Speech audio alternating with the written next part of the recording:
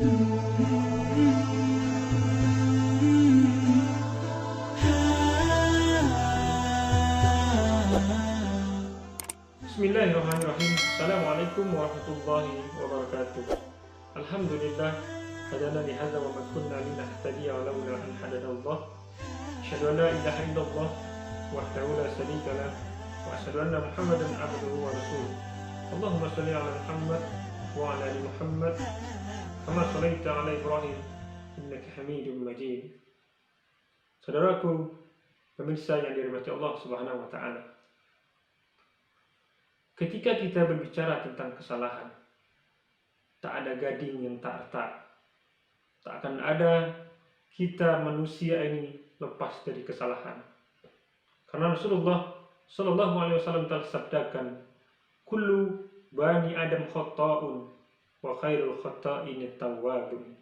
Seluruh kita anak keturunan Adam ini bersalah, dan sebaik-baik orang yang melakukan kesalahan adalah orang-orang yang bertaubat kepada Allah Subhanahu wa taala. Dan seharusnya kita ketika melakukan kesalahan kita bertaubat kepada Allah, dan ini merupakan cirinya orang yang beriman kepada Allah Subhanahu wa taala yang Allah firmankan dalam surah Al-Imran ayat 135 yang berbunyi, "Walladzina idza fa'alu fahisah aw zalamu anfusahum zakarullah fastaghfaru li dzunubihim wa may yaghfiru dzunuba illa Allah wa lam yusirru ala ma fa'alu wa hum ya'lamun." Orang-orang yang beriman itu ketika dia melakukan kesalahan fahisyah, perbuatan keji, baik menzalimi orang lain ataupun dirinya sendiri, zakarullah fastaghfaru li dzunubihim, dia ingat Allah dan dia beristighfar, memohon ampunan kepada Allah.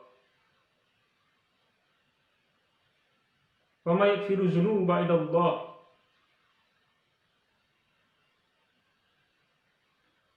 karena dia sadar hanya Allah yang akan mengampuni dosanya.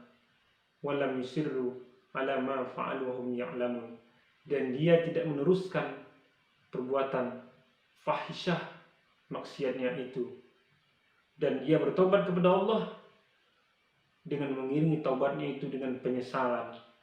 Berazam dia tidak mengulangi kesalahan itu, dan dia tinggalkan perbuatan maksiat itu, dan dia mengiringi kebaikan setelah maksiat yang ia lakukan.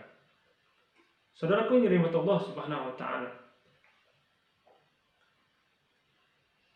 kesalahan yang kita lakukan sejatinya taubat adalah jalannya untuk mendapatkan ampunan Allah Subhanahu wa taala. Namun para ulama menjelaskan, sekedar kita hanya meminta ampunan kepada Allah belumlah cukup. Ada cara lain agar kita mendapatkan ampunan Allah Subhanahu wa taala. Para ulama menjelaskan cara lain itu adalah jika kita ingin mendapatkan ampunan Allah, maka maafkanlah kesalahan orang lain kepada kita. Sudah sanggup saudaraku untuk memaafkan hari ini? Terkadang terasa berat kita memaafkan kesalahan orang lain.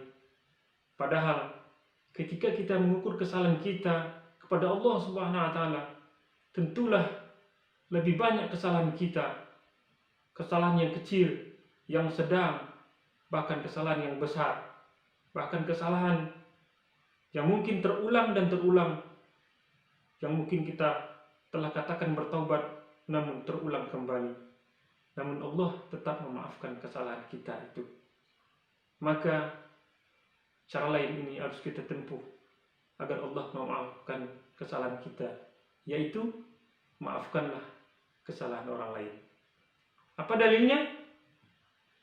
Dalilnya surah An-Nur ayat 22 yang berbunyi, "Wala ya'tali ulil fadli minkum was-sa'ati ayyutu ulil qurba wal masakin wal muhajirin fi sabilillah wal ya'fu wal yasfahu. Ala tuhibbuna ayyafirullahu lakum wallahu ghafurur rahim."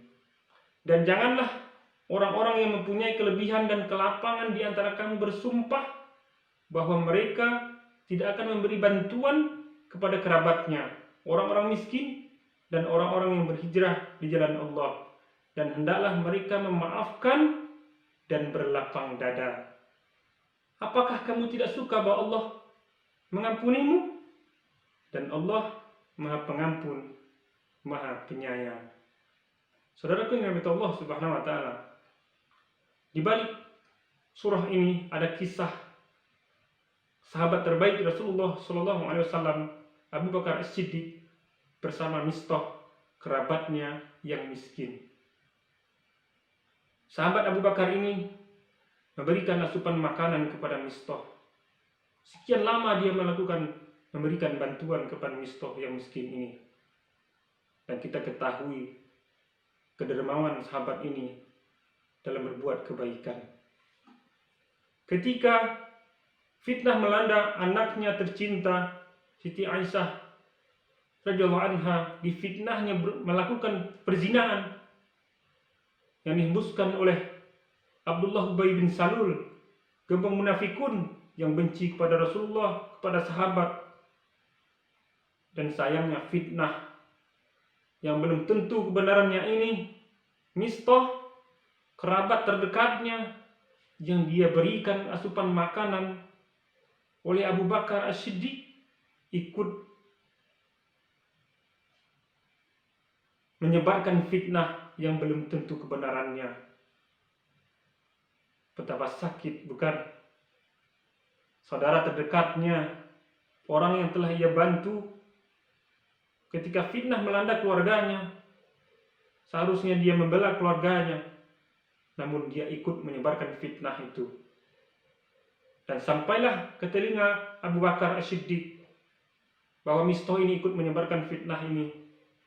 Maka Abu Bakar bersumpah tidak akan lagi memberikan bantuan kepada Mistah.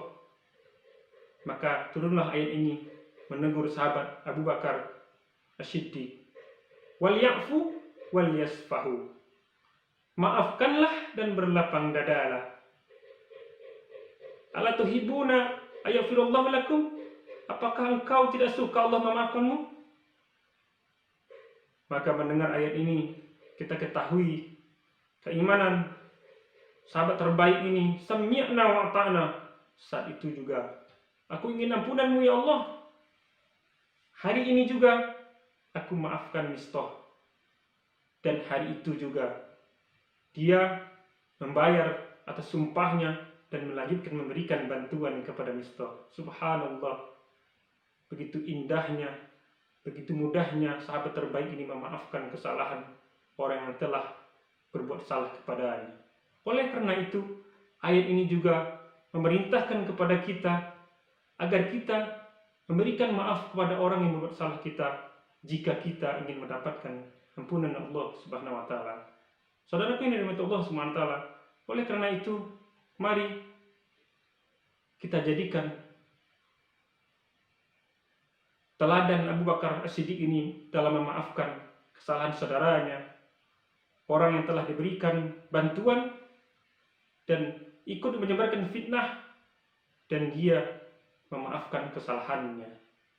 Maka maafkanlah kesalahan orang lain kepada kita jika kita ingin ampunan Allah Subhanahu wa taala. Demikian, semoga bermanfaat. Subhanakallahumma bihamdika asyhadu an la ilaha illa anta astaghfiruka wa atubu ilaik. Assalamualaikum warahmatullahi wabarakatuh.